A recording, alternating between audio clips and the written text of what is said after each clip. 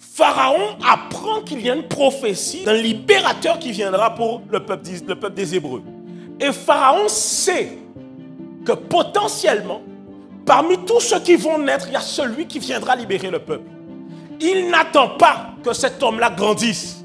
Il cherche à le tuer au plus bas. Pas à cause de l'enfant, mais à cause de la prophétie qui est sur l'enfant. Hérode apprend que les mages sont en train de se déplacer parce qu'une étoile dans le monde spirituel brille. Hérode cherche à tuer les premiers-nés. Pas à cause de l'enfant, mais à cause de la prophétie qui est sur la vie de l'enfant. En d'autres termes, Satan ne te combat pas pour toi-même seulement. Il combat les prophéties qui sont déclarées sur ta vie. Ok, alors mon message de ce matin s'appelle, j'ai 2 titres. Je ne sais pas lequel que vous allez choisir personnellement, mais j'ai 2 titres pour vous. Le premier titre que j'ai, c'est le repos des œuvres. Le repos des œuvres. Le deuxième titre que j'ai, c'est 5 raisons de compter les bienfaits de Dieu dans ta vie. 5 raisons de compter les bienfaits de Dieu dans ta vie. On est ensemble ce matin. La semaine dernière, j'ai parlé de quoi? L'importance du repos, c'est ça? La semaine d'avant, j'ai parlé de quoi, hein? Le repos et la paix, c'est ça? Le repos et la paix. Ok, alors, on va aller dans Genèse chapitre 2, versets 1 à 3. Genèse chapitre 2, versets 1 à 3. Donne-moi juste 2 minutes.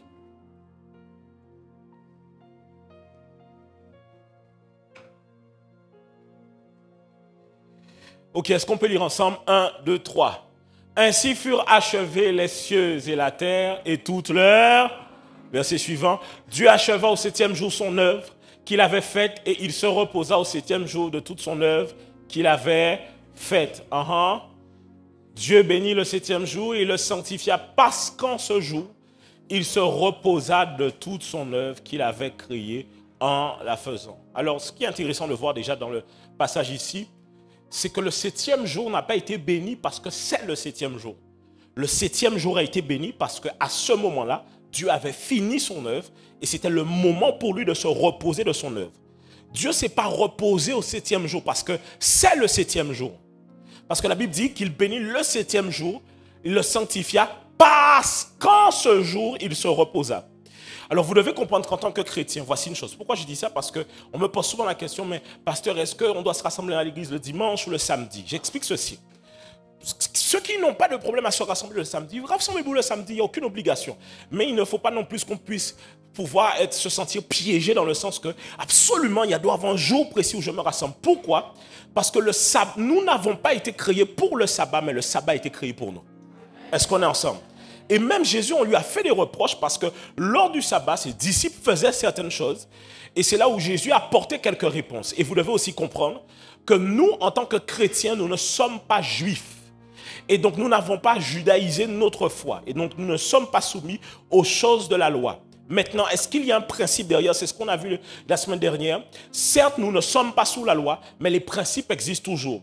Lorsqu'on est sous la loi, c'est qu'il y a une condamnation qui est liée au fait du non-respect du principe.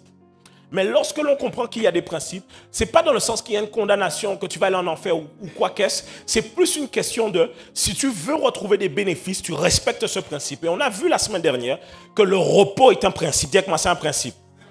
Ça veut dire que ce n'est pas le repos, et le repos, on a dit la semaine dernière, ça ne se fait pas quand on se sent fatigué. Ça se fait simple, ça se fait, on a dit, quand on a fini d'accomplir ce qu'on devait accomplir, mais 2, parce que c'est une notion que Dieu a lui-même établie et il faut pouvoir la respecter parce que ton corps a besoin de repos. Est-ce qu'on est ensemble? Tu ne peux pas jeûner 365 jours dans l'année, tu vas disparaître. C'est la vérité, tu vas disparaître. Il y a un temps pour jeûner et il y a un temps pour manger. Je sens qu'il y a des gens qui ont envie de dire un bon amen là. Ah, pasteur, délivre-nous. Oui, mais pas manger trop non plus, ok? Mais il y a un temps pour jeûner et il y a un temps pour manger. Il y a un temps pour prier, mais il y a un temps aussi pour chill, pour se détendre. Les amis, s'il vous plaît, vous devez apprendre à être des chrétiens équilibrés dont on arrive à quand même passer des bons moments avec vous. Parce que sinon, il y a des gens qui ne vont jamais venir vous visiter. Hein? Parce qu'à chaque fois qu'ils viennent chez vous, vous les attrapez pour faire une veillée de prière. Est-ce que... Bon, tu sais, quand tu es un homme de Dieu, serviteur de Dieu, c'est autre chose. Moi, je connais un homme de Dieu comme ça au Ghana. Quand c'est le père spirituel d'un de mes amis, il dit que quand il va là-bas, le gars a un salon avec une natte au sol. Si tu le trouves au salon avec la natte au sol, il va te dire, come son, come pray. Il reste comme ça pendant au moins 4 heures, 5 heures, 6 heures. C'est que toi, tu vas aller où? Parce que même si tu dis, Daddy, je pars, il ne répond pas. On est en train de prier là, à ce moment-là. Ça. Tu me suis ou pas? Maintenant, dans la vie de tous les jours, chers chrétiens, est-ce que, en fait, vous devez comprendre que être dans la présence de Dieu, c'est d'abord une conscience que Dieu est tout le temps avec moi. Et ce n'est pas d'abord comme si, genre, je me sens limite. Il y a tellement le diable partout, il y a tellement des choses tout le temps, que limite, je suis tout le temps oppressé. C'est comme certaines personnes, bon, je ne sais pas si c'est votre cas. Demande à ton voisin, est-ce que c'est de toi qu'on va parler? Est-ce que c'est de toi qu'on va parler? Le genre de personnes qui sont chrétiens en Christ, qui ont le Saint-Esprit à l'intérieur d'eux, mais qui tous les soirs ont des attaques spirituelles. Il y a toujours un esprit qui a tiré tes pieds. Il y a toujours un rêve bizarre que tu as eu. Il y a toujours un cauchemar qui s'est passé. Il y a toujours un soukounian qui est venu te voir. Il y a toujours un dorlis qui a apparu. Il y a tout. Comment tu es chrétien et aucun moment ta nuit ne peut être paisible? Moi, je ne peux pas. Mais à quel moment tu te reposes? Même le Seigneur qui donne des rêves et des songes ne donne pas des rêves et des songes tous les soirs aux gens. Comment le diable peut te visiter tous les soirs, toutes les nuits? À un moment donné, tu as besoin de dormir. Est-ce que je parle à quelqu'un?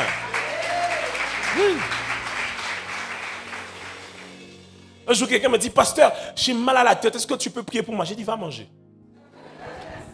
Non, mais il faut... Dieu a fait le corps qui fonctionne d'une certaine manière. Maintenant, est-ce qu'on est esclave du corps? Non. Parce que souvent, des fois aussi, vous êtes piégé là-dedans et vous avez tellement de raisonnements qui vous amènent à devenir comme, je vais être désolé du terme, mais comme paresseux dans les choses de l'esprit et à ne pas pouvoir payer le prix. Mais là, je ne viens pas parler à ceux qui ont l'habitude de ne pas vouloir payer le prix. Je viens parler à vous qui aimez beaucoup payer le prix. Ça veut dire qu'on sort de dévotion. Tout le mois de janvier, on n'a mangé que la soupe. Tu me dis, pasteur, je vais faire 2-3 semaines de prolongation. Je ne peux pas te donner la dérogation pour faire ça. Parce que, en plus, il y a un truc qui t'arrive, quand tu iras à l'hôpital, tu diras, non, parce que dans mon église, on cherche Dieu. Tu vois les problèmes que tu me crées? Dis à ton voisin, sois équilibré, sois équilibré, sois équilibré. Est-ce qu'on est ensemble? Et même, c'est une chose aussi à laquelle il faut faire attention. Même lorsque l'on jeûne et qu'on dit qu'on se prive de certaines... Des fois, je vous dis ça souvent, je vous ai toujours dit ça lorsqu'on jeûne et que, par exemple, on retire la viande. Je vous dis oui, mais cherchez aussi à remplacer l'absence de la viande par d'autres aliments qui arrivent à compenser. Parce que tu ne peux pas venir et puis tu jeûnes et puis tu vas manger que du pain et de l'eau. Non, parce que ton corps a besoin de certaines choses. Et je prie que Dieu puisse te donner, que tu puisses toi-même comprendre qu'il y a un équilibre à avoir. La Bible dit, il y a un temps pour tout. Les amis, il y a un temps pour tout. Regarde, à un moment donné, on vient voir Jésus, on lui dit, oui, mais tes disciples ne jeûnent pas. Jésus dit, mais est-ce qu'ils vont jeûner pendant que l'époux est encore là? C'est-à-dire que Jésus, en d'autres termes, est en train de leur dire, mais attendez, tout le moment que je passe avec eux, on ne va jamais avoir des moments de communion fraternelle, jamais avoir des moments où on partage. Vous imaginez, les amis, si je devais jeûner tout le temps, mais je ne peux pas manger avec mes enfants. À quel moment je mange avec eux? À quel moment je m'ambiance? Est-ce que je parle à quelqu'un ou pas? Il y a un temps pour tout. Dis-moi, il y a un temps pour tout. Et juillet, août, bon, peut-être que tu n'as pas pris tes vacances, tu es stratégique, toi tu les prends en septembre. Quand tout le monde part en vacances, retourne des vacances, va au travail, toi tu pars en vacances parce que les plages de Mykonos sont beaucoup plus vides.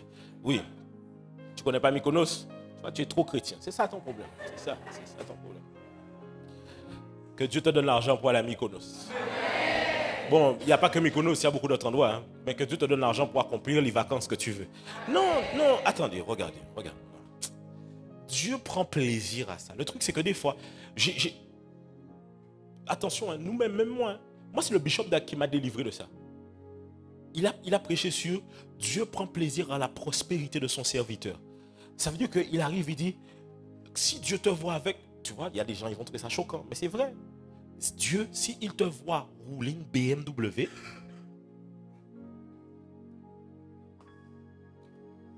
tu veux nous dire que oui, mais Dieu est esprit, Dieu ne peut pas être dans les choses charnelles comme ça. Mais si Dieu n'était pas dans les choses physiques, pourquoi il t'a donné un corps? Pourquoi Dieu même a créé la nourriture? Même les anges, même quand ils vont à Sodome et Gomorrhe, ils s'assoient pour manger avec Abraham. C'est qu'ils se rappellent que la nourriture quand même ici est bien. Et toi, à chaque fois, c'est la raison pour laquelle nous-mêmes les chrétiens, quand Dieu veut nous faire du bien, on refuse le bien que Dieu veut nous faire par un semblant de fausse humilité. Que le Seigneur t'amène dans une nouvelle saison dans le nom de Jésus. Oh yes!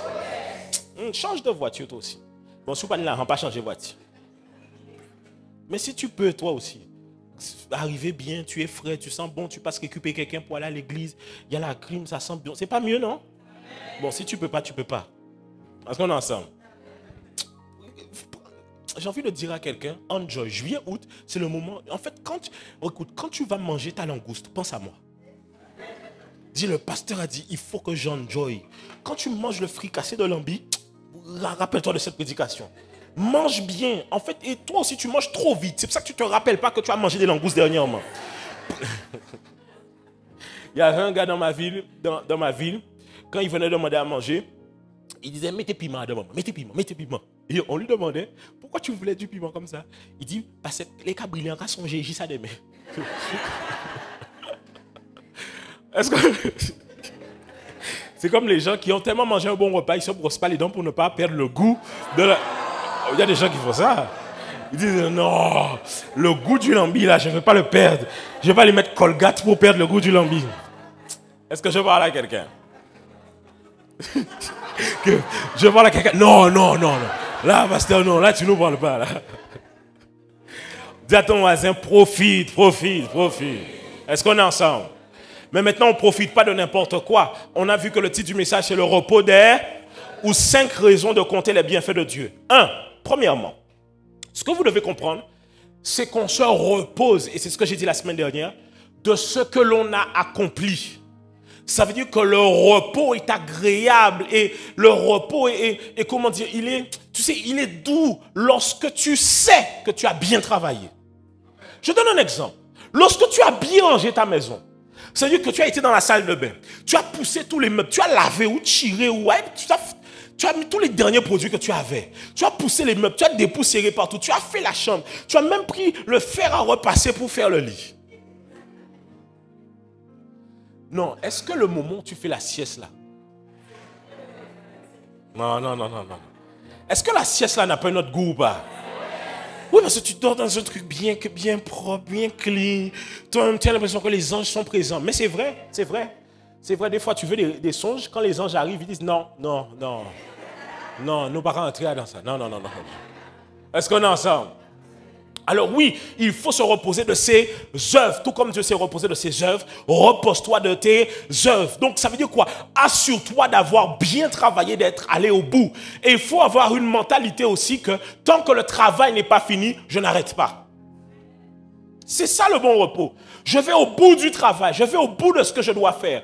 Parce que sinon, ça te fait une mentalité limite salariale. En mode 17h, l'air, mais j'arrivais en raffine sans rien faire. Alors si tu es salarié, c'est autre chose. Mais quand tu sais que tu dois accomplir des choses pour Dieu, va au bout de ce que tu dois faire. Parce qu'en plus de ça, si tu ne vas pas au bout de ce que tu dois faire, quand tu vas te reposer, tu vas encore penser à ce qui te reste à faire.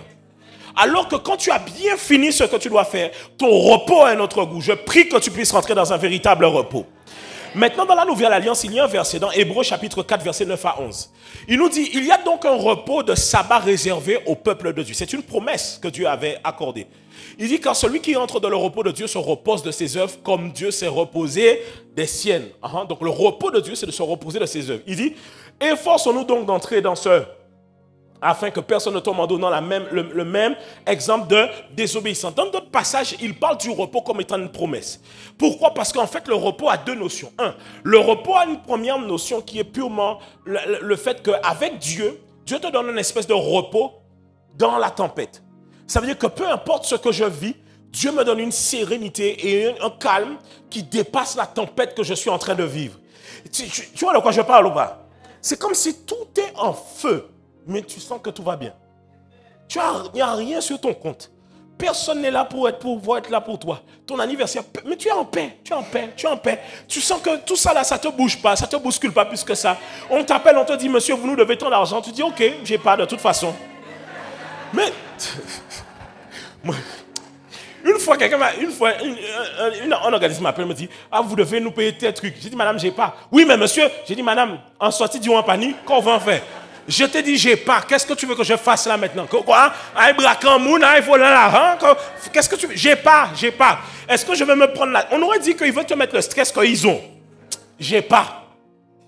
La facture arrive. J'ai pas. Coupez l'électricité là. Coupez. Est-ce que je parle à quelqu'un? en fait, tu dois toi-même accepter le fait que dans certaines tempêtes, c'est pas toi qui es devenu le météorologue qui gère la tempête. Ça veut dire qu'en fait, Dieu, des fois, certaines... Ah ok, j'ai envie de parler à quelqu'un. Il y a certaines tempêtes dont Dieu te donne la puissance de pouvoir les faire s'arrêter. Mais il y a un deuxième type de tempête. En fait, le deuxième type de tempête, c'est les tempêtes que Dieu envoie pour voir ta capacité à rester calme et confiant, même lorsque tout ne paraît pas calme et confiant. En fait, Dieu te regarde et Dieu dit... Mon fils, ma fille, j'ai envie de voir si tu as développé la nouvelle aptitude à pouvoir dormir même quand tout va mal, même quand tout semble ne pas être comme il faut. Est-ce que tu sais dormir? Oh, oui. Maintenant, c'est ton slogan. L'Éternel cap gérer. L'Éternel cap gérer. On ne va pas se prendre la tête plus qu'on se prend la tête. L'Éternel cap gérer. Oh yes. Non, le Seigneur gère, il gère. Bon, je peux aller encore un peu plus loin. J'ai envie de dire quelque chose à quelqu'un. Tu es en train de t'en faire à cause de tout ce que les gens disent sur toi. Mais tu ne te rends pas compte qu'à cause de tout ce que les gens disent sur toi qui est faux, les fausses accusations créent plus de supporters que de haters. Aïe. Parce que les gens se disent... la collègue l'a dit qu'il est mauvais. Le collègue dit qu'il est mauvais. Donc le collègue commence à se rapprocher de toi pour vérifier si tu es mauvais. Mais quand le collègue se rend compte qu'en fait, tu n'es pas si mauvais que ça, le collègue devient ton défenseur. Il devient ton supporter. Il devient celui qui est là. Que Dieu te donne des supporters. Que Dieu te donne des gens qui verront réellement ce que Dieu a déposé à l'intérieur de toi. Non, il faut développer ça. La tranquillité. Comme si la vie n'a pas changé. Je vous ai déjà dit ça, je vous le répète encore. Changez le nom de vos repas quand c'est la galère. Je vous l'ai déjà dit, mais je le redis encore. Change le nom de ton repas. Arrête de nous dire, oui, je mange que la sardine. Non!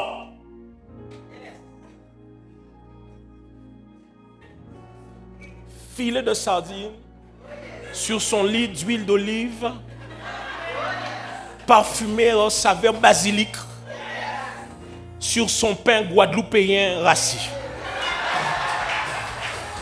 Oh yes! Écoutez, en fait j'ai compris une chose. Si on prend un plat gastronomique mais qu'on te le met dans une vieille vaisselle, ça n'a pas le même attrait. Ça veut dire que l'emballage, la manière dont on présente ça, te donne l'impression de... Tu sais, on est tellement arrivé à un niveau où l'emballage et le nom est différent que quand tu arrives et toi-même tu sens qu'on te douille, tu te dis non, il y a un truc que je n'ai pas compris en fait. Tu vois, c'est comme quand on avait été... On a notre sœur Ketia qui a exposé des réalisations à elle, des œuvres à elle. On a fait le tour de certains tableaux. Il faut voir les gens quand ils arrivent devant certains tableaux.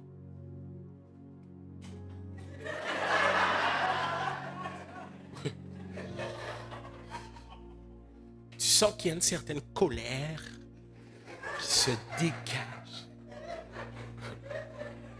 Et moi, le pire, c'est que les trucs comme ça, je comprends beaucoup ce langage-là. Parce que j'ai fait ça. J'ai fait la direction artistique. Je connais ce langage-là. Donc, je m'assois avec les gens, je commence à parler avec eux. Oui, on sent que...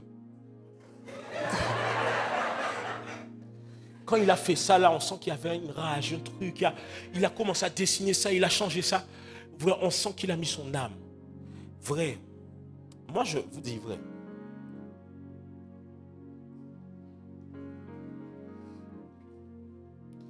Aujourd'hui, à un certain niveau dans l'art, on a juste des gens qui ne vont pas bien. Non. Non, parce que dans certains endroits là, ils font les mêmes dessins et qui expriment ça dessus. Tu te rends compte que les gars ont su prendre une souffrance, designer la souffrance de manière à ce que des gens achètent ça 2000, 3000, 4000, 5000, 6000 euros. Et toi, ton problème, tu ne veux pas le designer, change le nom de ton problème. Change le nom de ton problème. Ce n'est pas un problème. C'est juste une marche qui me rapproche des promesses que Dieu a prévues pour moi. Ça n'a rien à voir avec un problème. Ah, On te dira, ils t'ont abandonné. Non, ils m'ont juste rapproché de ceux qui m'étaient destinés. Aïe, aïe, aïe, aïe. On te dira, oui, mais ce travail ne t'a pas accepté. Non, ils m'ont donné l'opportunité de voir que ma valeur était ailleurs. En fait, j'ai envie de dire à quelqu'un, tu ne parleras pas à tout le monde. Et tu dois accepter que tu ne parles pas à tout le monde, que tu ne feras pas l'unanimité. Mais il y a des gens pour qui Dieu t'a envoyé et c'est vers eux que tu dois te tourner. Ok, tu n'as pas besoin de convaincre tout le monde. Tu n'as pas besoin d'avoir tout le monde avec toi. Il y a des gens qui n'aiment pas ton style. Ils n'aiment pas ta couleur de peau. Ils n'aiment pas ton accent. Mais ce n'est pas vers eux que Dieu t'a envoyé.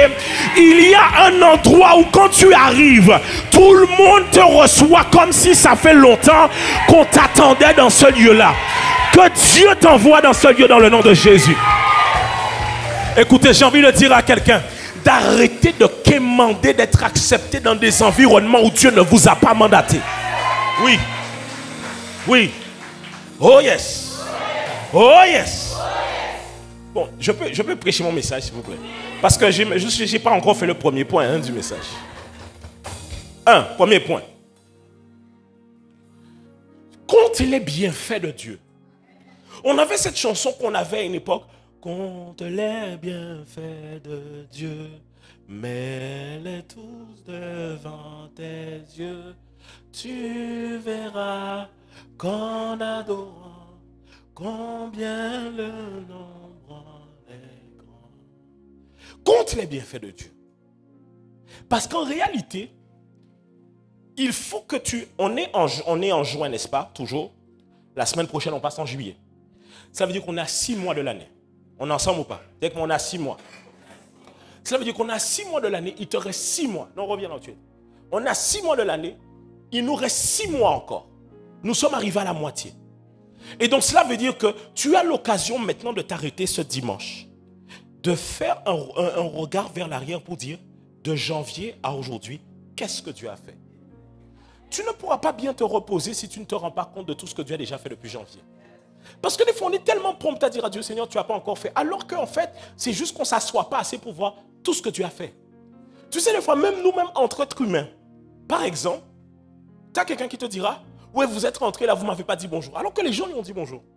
Il n'a juste pas remarqué qu'on lui a dit bonjour. Il était tellement omnibulé par quelque chose, il n'a pas remarqué qu'on lui a dit bonjour et que les gens qui étaient là même ont donné de l'attention. Tu as des gens qui te diront, oui, moi quand je suis avec vous, j'ai comme l'impression de sentir que vous ne voulez pas ma présence. Pourtant on t'invite, on t'amène, on te paye même le repas, on est là avec toi, mais tu as un sentiment que si tu arrives à avoir ce sentiment-là avec les hommes, des fois ça t'arrive aussi d'avoir ça avec Dieu. Tu dis à Dieu, Dieu n'a pas fait, mais si Dieu devait s'asseoir avec toi pour commencer à compter avec toi, tu allais arrêter de parler, tu allais faire, ah, mais c'est pas ça que je voulais dire. C'était un feeling. Dieu va te faire feeling bien, il faut faire attention. Non, compte ça. En fait, Dieu a fait. Qu'est-ce que Dieu a fait pour toi depuis le début de l'année? Vous savez, en fait, des fois, même personnellement, ça m'arrive. Je commence à me dire, mais j'ai l'impression il manque des trucs que je dois faire. Mais après, je m'arrête, je me dis, mais qu'est-ce que j'ai déjà fait? J'ai déjà fait quand même pas mal de choses. Oui, j'ai déjà fait quand même pas mal de choses depuis le début de l'année. Oh yes. En janvier, on a eu dévotion. Pour moi, c'est une dévotion assez particulière. Le dévotion de janvier, je ne sais pas, il avait une saveur. Il y avait un cri de cœur. Je ne sais pas comment expliquer, mais tout le monde venait avec une soif pour chercher Dieu, pour crier à Dieu. Ensuite, je suis parti au Ghana. J'ai pu rencontrer Bénin. J'ai été invité dans une église avec des orateurs que j'écoutais alors que j'étais simple frère en Christ. Donc, je suis invité dans un séminaire. Le même séminaire, les orateurs, c'est le pasteur Atoms, le pasteur Papicho qui est déjà venu ici, le pasteur Stéphane Kadi, prophète Joe Grace, des gens que j'ai beaucoup écoutés. Waouh, ça veut dire que quand même, c'est pas rien quand même. Tu as des gens que tu écoutais, tu te retrouves maintenant invité dans le même truc. Tu peux être là te plaindre alors que tu as quand même fait ça. Et quand je parle, je discute avec quelqu'un, on me dit, mais c'est parce que la plupart des Antillais dans l'église parlaient de toi. Ah, donc ça veut dire que, tu sais, même quand on va à Renaissance, on a fait un événement, je me dis, mais en fait, il y a des gens de mon peuple qui apprécient ce qui se passe. Il y a des gens de mon peuple qui apprécient ce qui se fait. Ensuite, on a eu Donne-toi tout entier qui a clôturé la période de jeûne. Gloire à Dieu pour ce qui a été fait. Après, Donne-toi tout entier. On a eu février, qu'est-ce qu'il y a eu? Rien, je crois. Hein? Propulse. Oh yes. On a fait 5 heures non-stop à Propulse. Jusqu'à l'heure d'aujourd'hui, les gens regardent les lives de nos interventions à Propulse. C'était bien. On a eu Madacode. On a fêté les 2 ans de Martinique. Waouh! On a rempli la Batelière. La plus grande salle de la Batelière, il n'y avait plus de place. Waouh!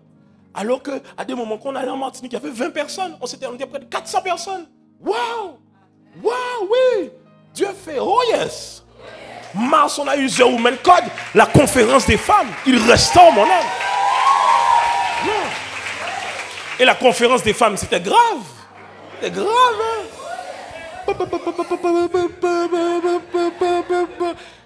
Non. Tu sais, à la conférence des femmes, je réfléchissais juste au nouveau. Je me suis dit, si tu es nouveau dans la foi, on doit vraiment paraître chelou à tes yeux. Ouais, non. Non, là, tu me dis, je suis zinzin, j'accepte. Je dis, ça joue. 0-0, balle au centre. Non, c'est normal. C'est moi-même, quand je nous regarde, après, je t'assure, moi-même, des fois, quand je regarde nos vidéos, on prie, je dis, pas commun, quand même. Hein. Vraiment. Hein? Oh, yes. Non, ce woman, quand c'était grave. Il y avait des soeurs, t'as l'impression qu'elles allaient retirer la perruque. Ping! C'était grave. Pray in the Holy Ghost. Ah, c'était ma femme, ça. Yes. Tu vois? Non, c'était bien. Mais moi-même, et on avait le frère Joshua qui était avec nous. Il nous a fait un truc au piano. J'ai dit, que quoi? Je dis, non, vas-y. Non, continue. À un moment donné, il voulait descendre. J'ai dit, non, reste. Faut continuer.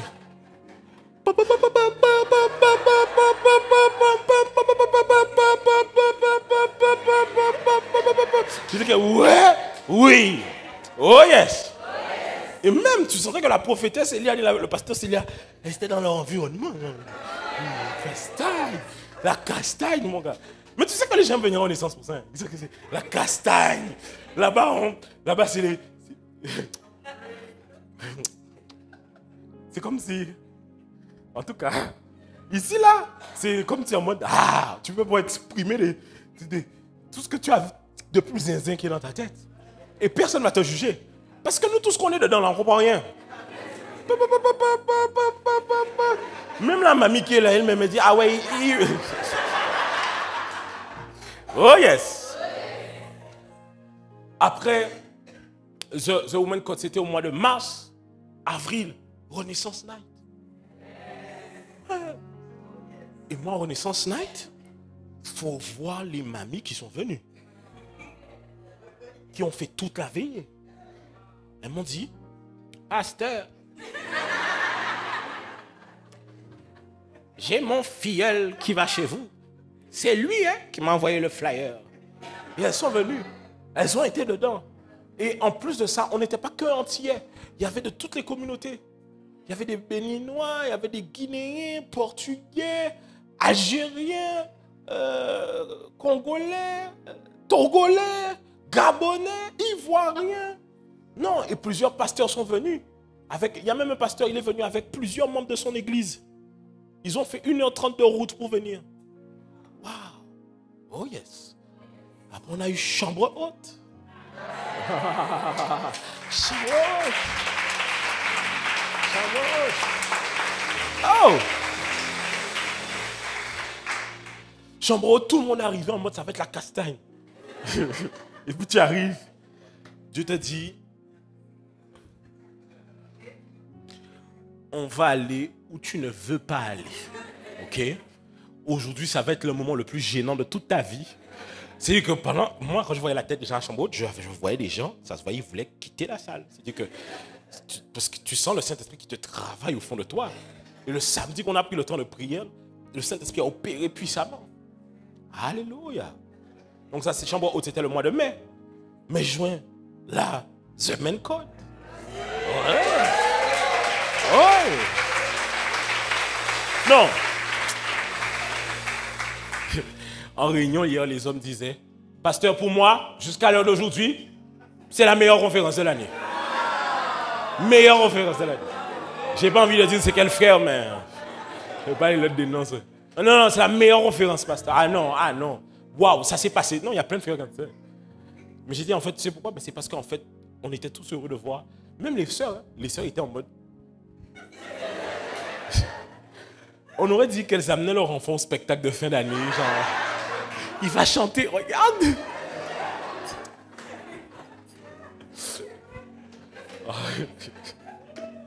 Non, les sœurs étaient en salle à l'étage en mode. Ouais. Quand je leur ai dit de descendre, elles sont venues en gang là. Au départ, elles commencent à faire du bruit. Elles restent là. Tu vois, elles étaient très contentes. Des hommes à l'accueil, des hommes à la chorale, des hommes à la sécurité. Oui. Hey. Oh yes. Donc tu vois par exemple, et c'est pas fini, on a le festival qui arrive là. Et après le festival, fin août, on a encore un événement. Bon, je vous annoncerai ça après.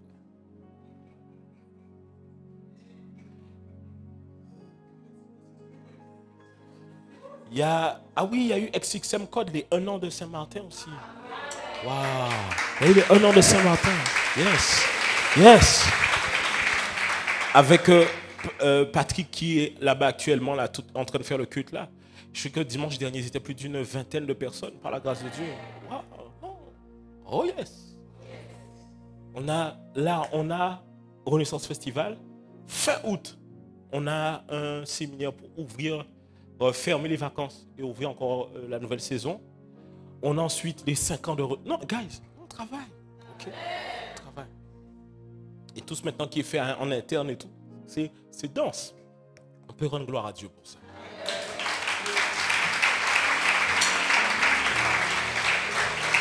Donc tu vois, lorsque tu as travaillé comme ça, d'ailleurs, on aura un événement avec les hommes les 3 premiers jours d'août, je crois, la retraite des hommes. On a placé finalement 3 premiers jours d'août. Je crois le 2, 3, 4, un truc comme ça.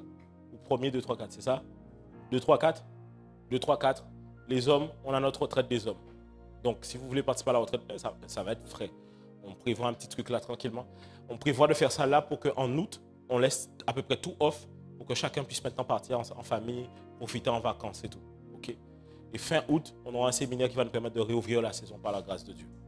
Mais tu vois, quand tu as fait tout ça et que tu pars te reposer, tu te dis, waouh, Dieu a accompli des choses. Et tu savoures beaucoup plus ton repos. Deuxièmement, quand tu comptes les bienfaits de Dieu, cela te permet de vivre une communion plus profonde avec le Saint-Esprit. Pourquoi? Parce que lorsque tu as conscience de ce que Dieu a déjà fait pour toi et de ce que Dieu représente pour toi, ta louange et ton adoration est beaucoup plus profonde.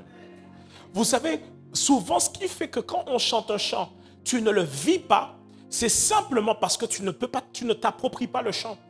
Quand on chante le chant, tu le chantes comme si c'est le chant du dimanche de tout le monde. Non, chante le chant comme si c'est ton chant à toi. C'est ton chant à toi. Tu vois?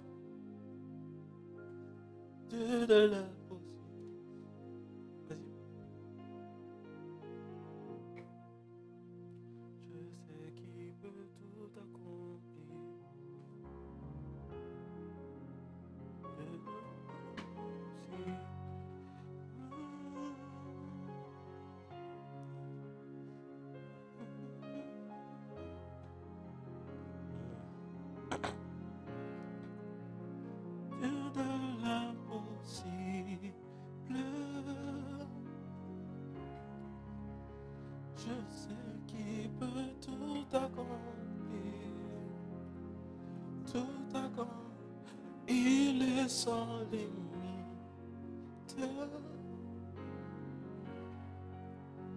en lui je peux tout accomplir, tout accomplir, Dieu de l'impossible. Je sais qu'il peut tout accomplir, tout accomplir. Il est sans limite. En lui, je peux tout accomplir. tout accompli. Tu vois par exemple quand on chante un chant comme ça. Si tu viens et que tu le chantes, en fait, quand par exemple tu comptes les bienfaits de Dieu, ce que ça fait c'est que, par exemple, imaginons avant de venir au culte le dimanche, tu es dans ta voiture. Et tu commences à te rappeler des choses que Dieu a fait pour toi. Tu sais, des fois, moi, ça m'arrive des fois de... C'était le chant là. Ah, le chant là me bouleversait dès que je l'entendais. Parce que le chant m'avait marqué pour certaines choses. C'était le chant qui faisait... En ce moment, en cet instant, j'ai besoin de ta présence. En ce moment, en cet instant, remplis-moi de ta présence. Juste à tes pieds, c'est là qu'est ma place. Pour l'éternité, contempler juste à tes pieds. C'est là pour l'éternité. Pour l'éternité. Contempler.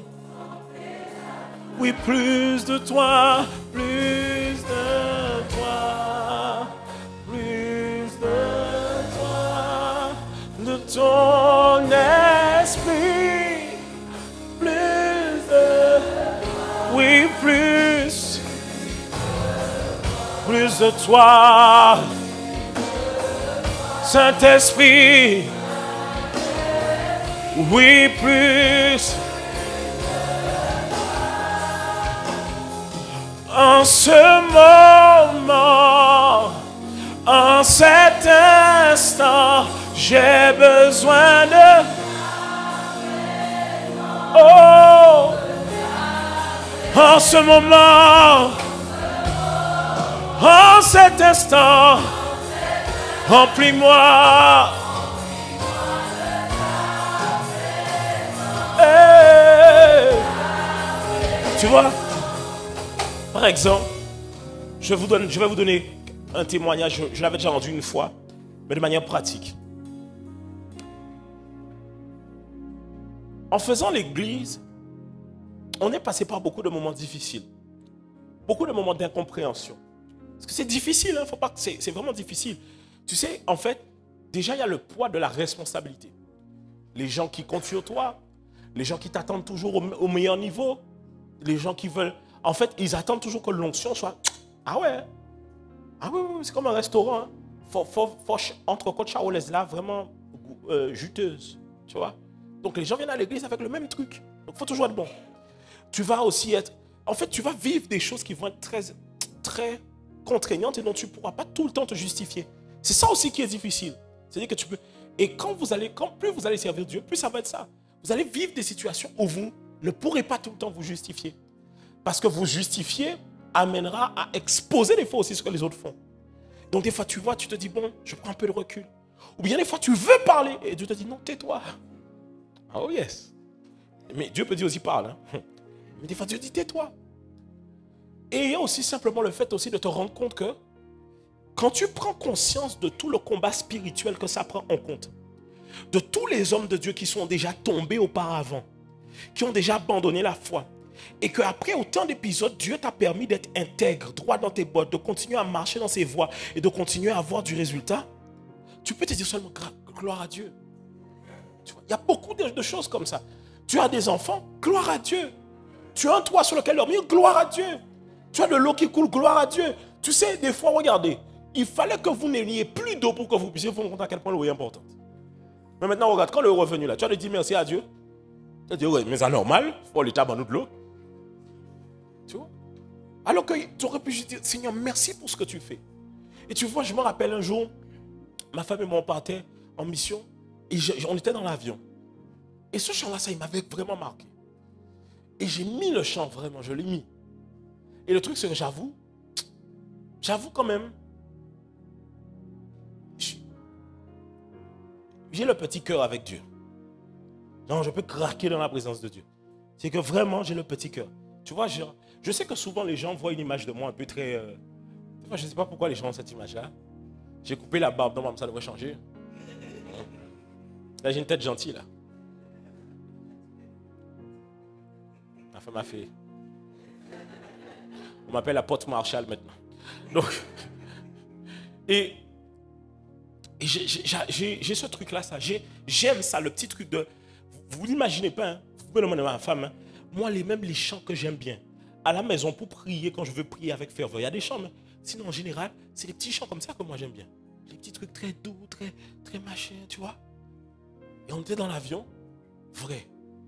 Je commence à chanter le chant dans mon cœur, je mets le chant dans mes oreilles, et là, je commence à quoi? À compter les bienfaits de Dieu. La présence de Dieu me prend dans l'avion.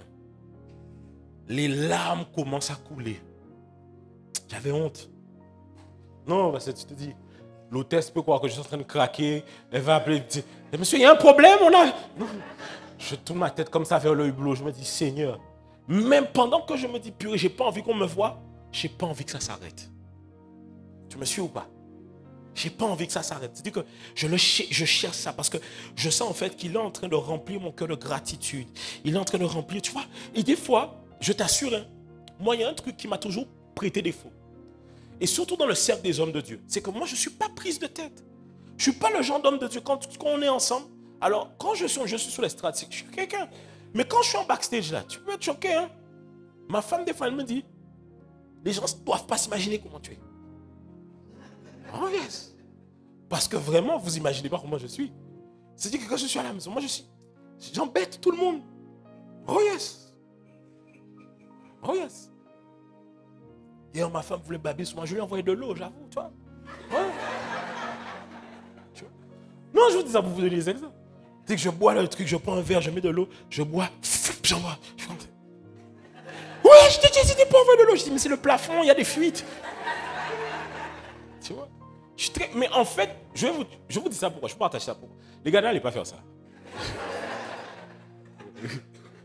Ok. Après, il me dit, tu n'as pas envoyé de l'eau? Je dis, non, j'ai dit, qu'est-ce que l'eau? Elle me dit, non, parce que toi, tu mens. Donc, comme elle sait que je ne mens pas, elle me dit, je t'aurai donné, réponds-moi. Est-ce que tu as envoyé de l'eau ou pas? Mais vrai, elle sait que, en fait, quand ma femme me pose des questions, elle sait parce que je ne mens pas. Je préfère me mettre en problème, mais je ne mens pas. Et là, je lui dis, si l'eau, c'est la passion que j'ai pour toi. Si l'eau, c'est l'amour que j'ai pour toi. Si l'eau, c'est mon cœur que je te donne chaque jour. Oui, j'ai envoyé de l'eau. Beaucoup d'eau, chérie. Hey! Ouais.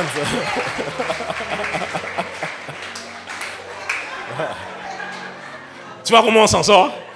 Non, nous pas perdre. Le moins syndicat, là, il ne faut pas perdre. Il faut toujours rester seul, il ne faut pas perdre. Tu vois? Mais en réalité, et même beaucoup de gens dans le staff peuvent vous le dire, hein, je peux faire toute une journée de rendez-vous, je reçois les gens, bon, bah, bienvenue, je prie pour toi. Mais quand mes rendez-vous sont terminés, c'est-à-dire que là, le pasteur est terminé, je vais embêter tout le monde dans l'église. Je cherche la com, où est-ce qu'ils sont? Je clique sur les téléphones, sur les portables, je vais dans les WhatsApp, je regarde les numéros où le nom n'est pas enregistré, il y a juste un numéro. Oh yes. Je vais dans ces messages-là, ça, tu vois. Mais vous savez pourquoi? En fait, vrai. Des fois, je me dis, mais la vie est tellement belle avec Dieu. Pourquoi on va se prendre tout le temps la tête? Pourquoi on va toujours jouer au rabat-joie à chaque fois? Tu sais, des fois, en fait, sois heureux. Sois heureux. Toi, t'arrives, tu veux nous tirer la tronche. On n'a même pas envie d'être avec toi. Tu veux nous contaminer ta tronche, tirer tout le temps. En mode, il faut qu'on arrive à sentir que tu es triste pour que nous tous on soit tristes ensemble. Non, on n'a pas envie d'être triste. On a déjà beaucoup de factures à payer. On a déjà beaucoup de trucs à machin. On n'a pas envie d'être triste. On n'a pas envie d'être triste. On n'a pas envie d'être triste. Et il y a des gens, regarde, tu vois, hein, tellement ils ne vont pas changer. Quand ils entendent ça, qu'est-ce qu'ils vont dire? Ils vont faire une tête triste. Quand tu leur dis qu'est-ce qu'il y a? Mais j'ai pas envie de te dire parce que tu n'as pas envie d'être triste. Ah, les gens, ils sont stratégiques. Non. Mais pourquoi je dis ça? Parce qu'en fait, ça fait que cette manière de toujours te plaindre de ce qui ne va pas, tu ramènes ça dans la présence de Dieu. Et quand tu vas, à quel moment tu dis à Dieu merci? Tu te demandes beaucoup. Mais est-ce que tu as déjà dit merci? Mais tu ne peux pas dire merci si tu ne te rends pas compte de tout ce que Dieu a fait pour toi. Et donc des fois, il y a des gens qui me disent, mais Dieu n'a pas fait ça, Dieu n'a pas fait ça, Dieu n'a pas fait ça. Je dis, mais pourquoi tu n'es jamais venu me voir? Regarde. Pourquoi vous êtes prompt à venir voir le pasteur quand Dieu n'a pas fait. Mais quand vous êtes venu voir le pasteur pour que Dieu fasse ce que Dieu a fait, vous ne revenez pas voir le pasteur pour lui dire que finalement Dieu a fait. Il y a très peu de personnes qui font ça, hein, qui reviennent donner un point en disant « Pasteur, je suis venu te voir, Dieu a fait finalement. » Tu vois ou pas? Est-ce que je parle à quelqu'un? Non, attention, je ne dis pas qu'on n'a pas le droit d'exprimer des fois les trucs quand on ne va pas bien. Mais encore une fois, rappelez-vous, il y a un temps pour tout. Et il y a un temps aussi pour être en joie. Tu vois? Alors oui, tu vois, des fois tu rentres à la maison. Je ne sais pas, Michael Bloom. Voilà. Commando. Tu vois? Tu rentres à la maison et puis tu danses là-dessus. Je suis son enfant. Papa est là, je peux pas échouer. Sa mère sur moi, sur moi, sur moi. Papa est là. Et tu fais tes chorégraphies. Jeez. Si un Dieu pour gagner. Tu vois si ou pas? Mais dis à ton voisin, sois en joie. Tu sais pourquoi? Parce que rendez-vous compte. Si vous n'arrivez pas à rentrer dans une certaine joie, vos moments de prière ne sont que des moments de mélancolie. Tu vois? C'est juste des moments où tu es là. Seigneur, la vie est tellement dure. Seigneur, Brian m'a laissé. Seigneur, je n'ai pas de l'argent, pas ni manger. Fini en massicant.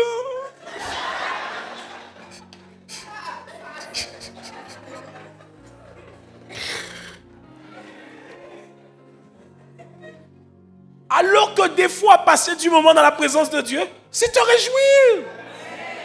Oh yes. Tu peux commencer tes moments de prière comme ça. Oui. Oh Baba, tu mérites toute la gloire. Amen. Ton nom. Amen. Oui. Donnez-moi les chants là que vous aimez chanter. Regarde. Tu m'as restauré. Tu m'as donné la... Tu fais tes chorégraphies. Non, non, il n'est pas un homme pour moi. Nous avons un Dieu, un Dieu vivant. Non, non. Nous avons... Moi, mais regardez, quand on met ça à la maison, j'ai mon deuxième là. Des fois, il aime quand on l'écoute. Donc, il vient. Il commence à pleurer. Papa, je fais, non, non, il n'est pas un homme pour mentir. Non, mon frère, je suis en train de danser. Ne viens pas me perturber là maintenant. Là. Non, j'ai une joie là sur moi là. Laisse-moi exprimer. Oui. C'est quoi l'autre chant là que vous aimez bien là? Tu me l'aimes. Pourquoi je le louer? Pourquoi je le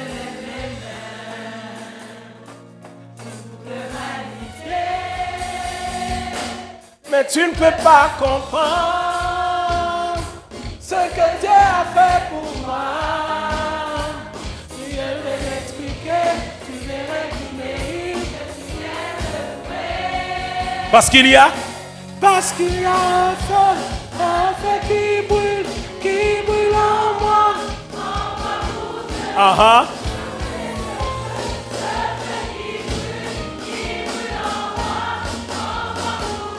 Alléluia.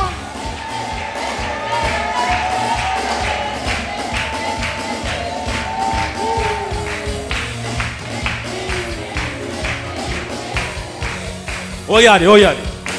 Je vais parler aux hommes. Vous abusez.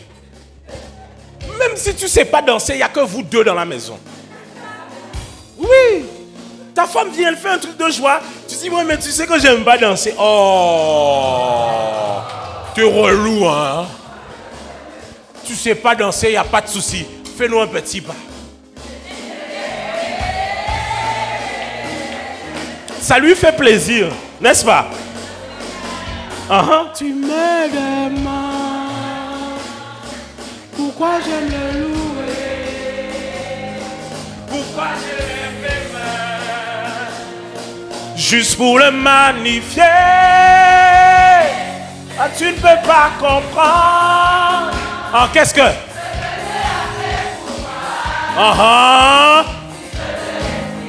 Oui.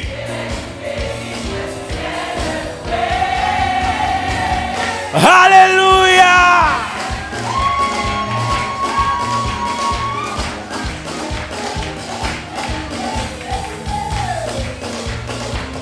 Ah ah. Regarde, ça le chant, c'est qui fait.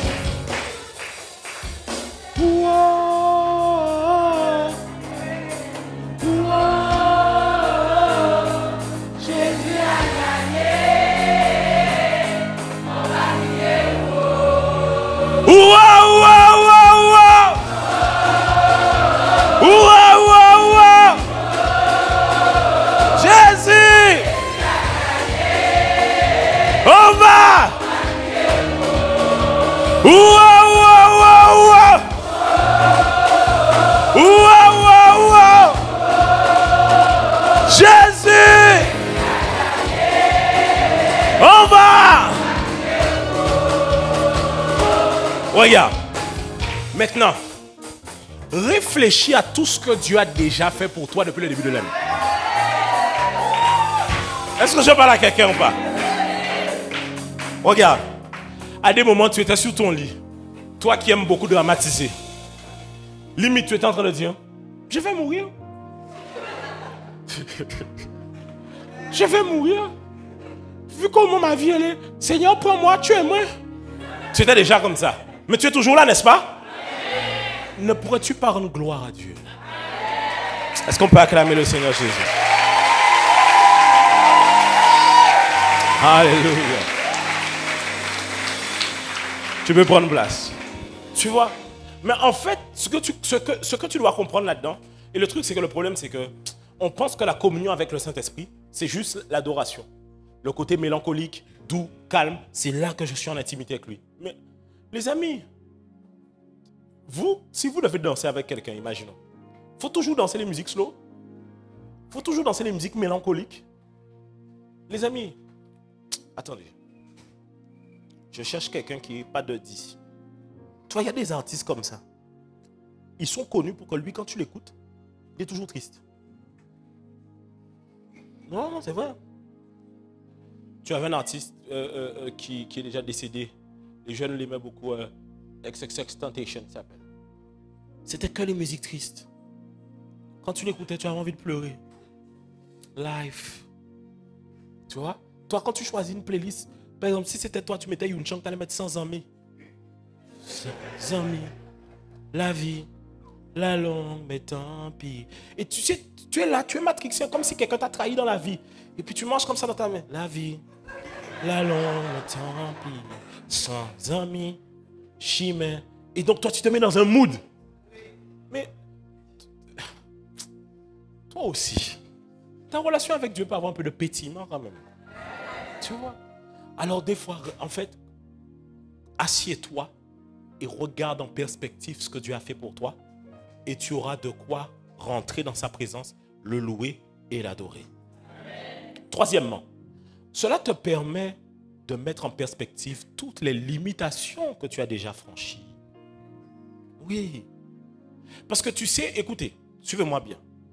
Il y a des exploits que tu as accomplis, genre tu as fait des choses, des projets, des choses que Dieu t'avait dit que tu devais faire depuis longtemps.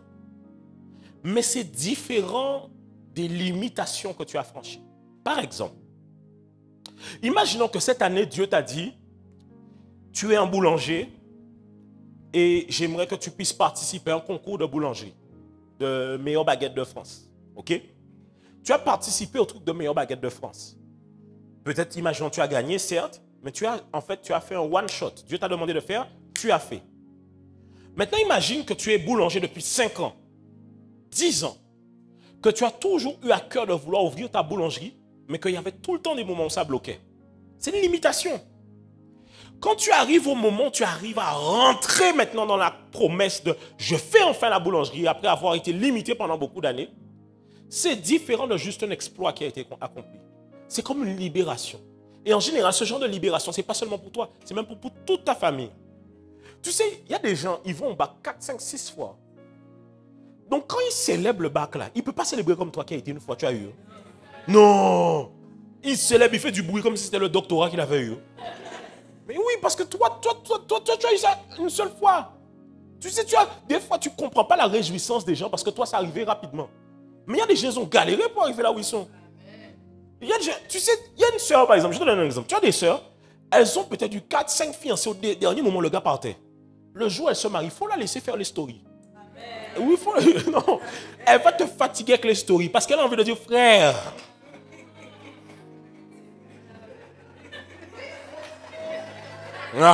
C'est gigant, moi, c'est Internet, ouais. C'est Instagram, ouais. Elle va mettre story en vie. Mais c'est ça qu'elle va te dire. Et elle a raison. Pourquoi? Ça fait longtemps qu'elle essaye. Elle n'y arrive pas. N'y arrive pas. Par exemple, partir au permis. Toi, tu arrives, tu as ça une fois, boum. Combien de gens n'arrivent pas à avoir ça? Donc toi, tu arrives, tu dis, j'ai le permis, et puis tu dis juste à Dieu, Amen, Alléluia. Et puis tu viens après ici à l'église tranquillement. Mais il y a des gens là, le jour où ils ont le permis, jeudi là, tu les vois pleurer. Ils disent, Éternel. Ils font une prière que tu n'as. Pourquoi? Parce que c'était l'imitation. Et ils ont franchi la limitation. Oh. Ouais. Tu vois par exemple, c'est pour ça qu'il est important de se remémorer les bienfaits, parce que dans les bienfaits, il y a juste des bienfaits, comme on va dire, normaux, basiques, mais il y a des bienfaits, j'ai franchi une limitation. Parce que par exemple, tu as des bienfaits que Dieu te permet d'accomplir à chaque saison, mais il y a des limitations qui te suivent depuis 4, 5, 6 saisons que tu n'arrives jamais à franchir. Tu as quelqu'un qui essaie d'avoir un enfant depuis longtemps. Là, quand tu arrives à avoir l'enfant, c'est pas comme avant. Tu as brisé une limitation. Tu as franchi une barrière. Tu ne peux pas juste dire à Dieu merci comme ça. Non, pourquoi? Tu as brisé une limitation. Tu as été outre ce que le diable avait mis comme plafond de verre. Et tu sais, c'est ça. Il faut être quelqu'un qui pète les plafonds de verre. Pétage. Oh yes. Bon, tu ne connais pas pétage, mais ça ne sert à rien. Je te donne pétage ici. C'est pétage dans un autre endroit, c'est pas pareil. Il faut être quelqu'un de pétage de plafond de verre. C'est que quand quand tu arrives à sentir, tu sais, tu sens au fond de toi que, tu sais, il y a des échecs qui sont des échecs, mais il y a des échecs, tu sens qu'il y a un truc derrière. C'est comme si l'échec, et tu sens même que quand tu échoues, l'échec te nargue. Il y a des fois tu échoues. Des fois tu échoues, l'échec te dit, tu as échoué. Et tu sens même comme des paroles qui viennent te rappeler, tu as échoué. Et la parole même te dit, tu as échoué et tu es un échec. Quand tu arrives à franchir ça là, assieds-toi, rends gloire à Dieu. Les amis, les limitations, en fait, ce que vous devez comprendre, c'est que quand on franchit les limitations, Dieu fait de nous un témoignage, un repère pour les gens qui nous entourent. Parce qu'en fait, quand beaucoup de gens autour de nous, tu sais, les limitations sont aussi familiales. Je l'ai déjà parlé plusieurs fois. Quand beaucoup de gens nous entourent et on a les mêmes limitations, cette limitation devient une norme. Ça veut dire qu'on finit par l'accepter tous ensemble que c'est comme ça que c'est. Mais quand toi, tu arrives à franchir ça, il y a des gens qui commencent à dire, donc en fait, au final, on n'est pas obligé de vivre ça comme ça.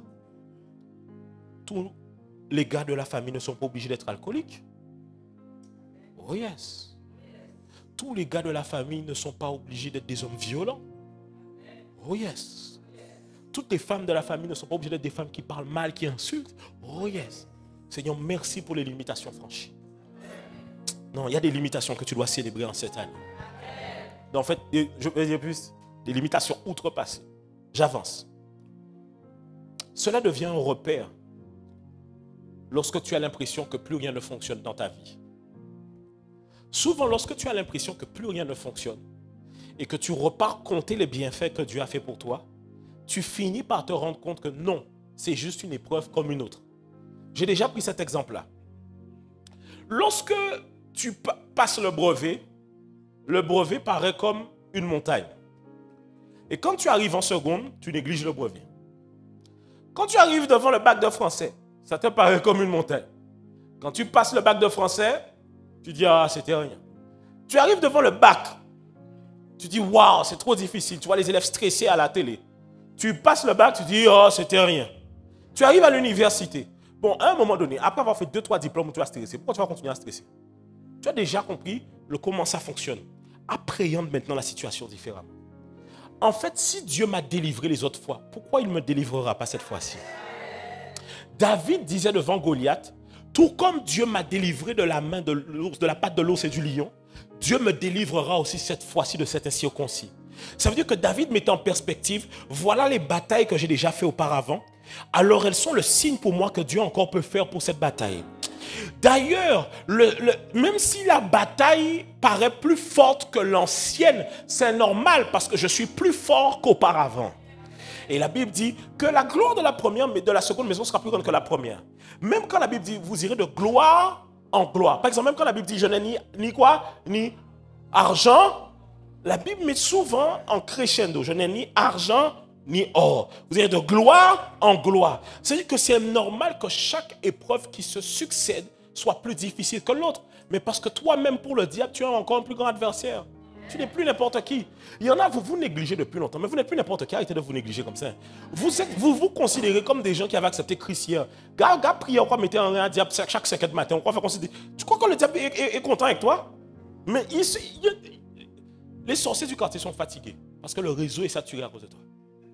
Tu viens, déjà, tu veux mettre des noms dans la tête des gens toute la journée. Tu parles en langue toute la journée. Tu es là, tu cherches le Seigneur, tu te consacres, tu machin. Ta maison devient une espèce de brouillard, de sillonnal, de la sorcellerie dans le quartier. Et toi, tu penses que genre maintenant, tu vas dormir normalement dans ta vie, les choses. En fait, tu deviens quelqu'un qui dérange. Et toi, en fait, le truc, c'est que le diable, lui, ne te prend pas au hasard. Hein. Toi, tu te prends au hasard, mais le diable, lui, il te considère beaucoup même. Le diable est un prophète. Les combats qu'il amène en face de toi sont le symbole de ce qu'il voit comme grandeur à l'intérieur de toi. Oh yes. C'est pas tout le monde qui a le même combat. Hein? Oui. Les combats que tu as sont différents des autres parce que toi, tu es différent des autres.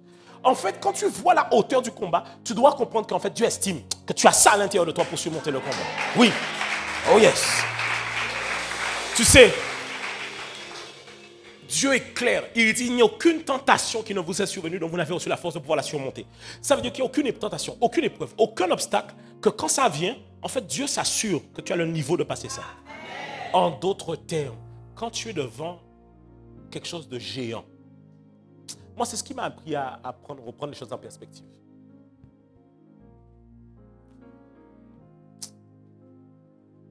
Tu vois, des fois, tu es trop humble. Et c'est une fausse humilité. Parce que l'humilité, selon Dieu, c'est savoir où est-ce que Dieu m'a placé, où est-ce que je suis. L'orgueil, c'est aussi une manière de se sous-estimer. Oui.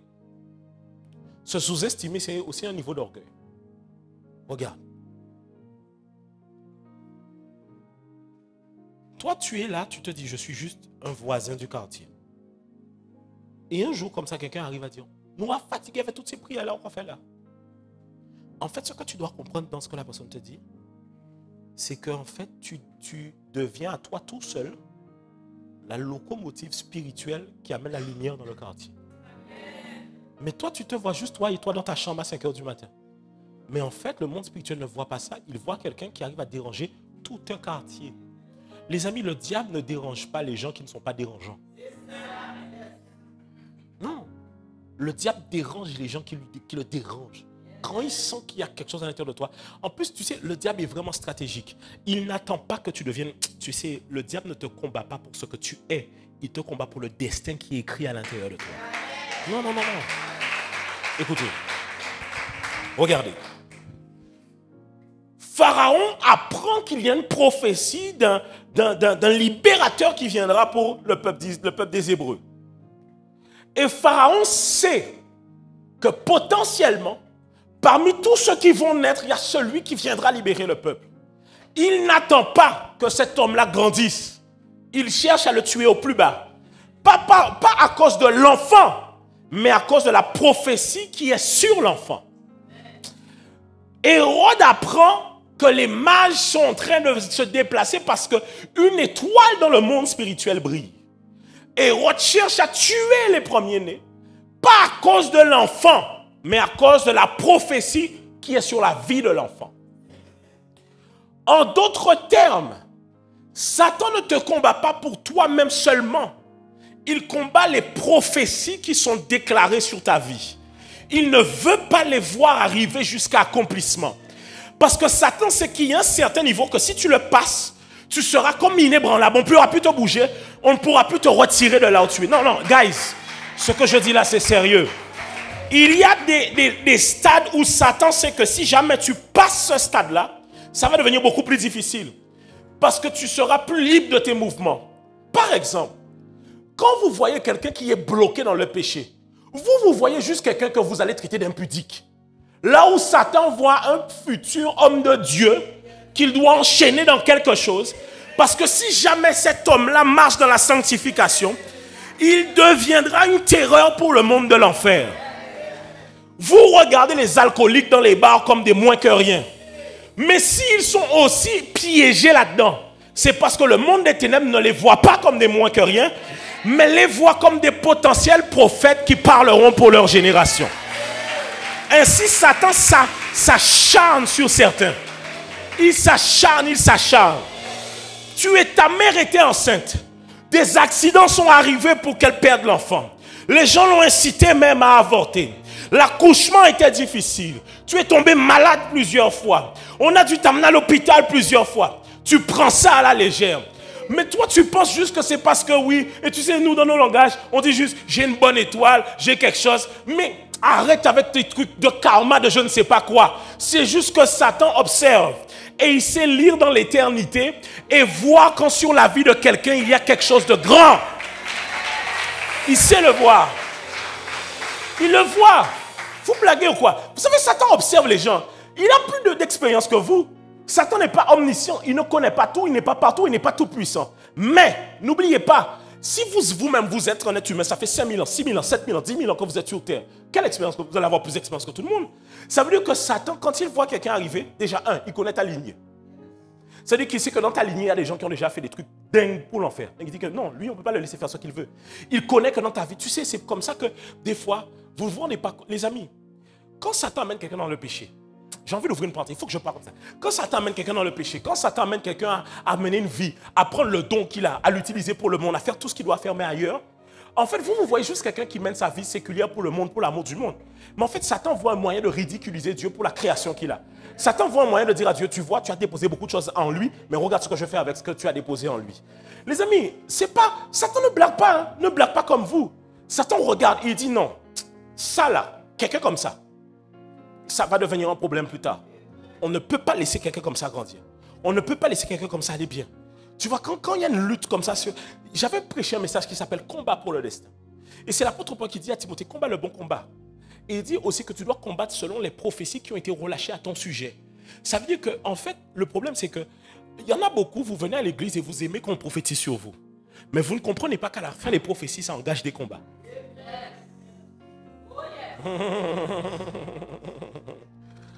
Il suffisait que Joseph raconte ses rêves pour qu'il ait des problèmes. C'est-à-dire que dès lors que le monde spirituel est au courant que toi tu es différent, il s'acharne sur toi de manière à ce que jamais tu ne te réveilles.